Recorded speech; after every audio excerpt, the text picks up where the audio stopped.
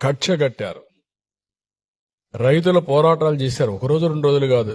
నా లెక్క ప్రకారం ప్రపంచంలో ల్యాండ్ పూలింగ్ లో భూమి ఇచ్చి 1631 రోజులు పోరాటం చేసిన ఏకైక ఉద్యమం అమరావతి ఉద్యమం.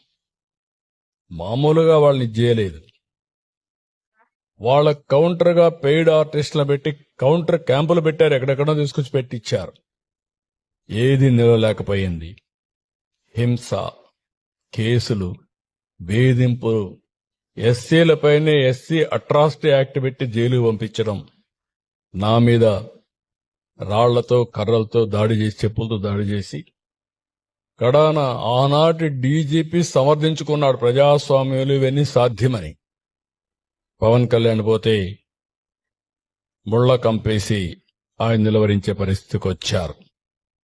2022 మార్చి 5న అమరావతి ఏకైక రాజధానిగా అభివృద్ధి చేయాలని హైకోర్టు నిర్ణయించడం, సుప్రీంకోర్టు దాన్ని అప్పీల్ చేయడం, ఆ హైకోర్టు జడ్జి ట్రాన్స్ఫర్ అయ్యి వెళితే రైతులంతా కూడా పూలు తీసుకొచ్చి సగం కాళ్లపై నిలబడుకొని నీల్ డౌన్ అయి వారికి సెండ్ ఆఫ్ ఇచ్చారు.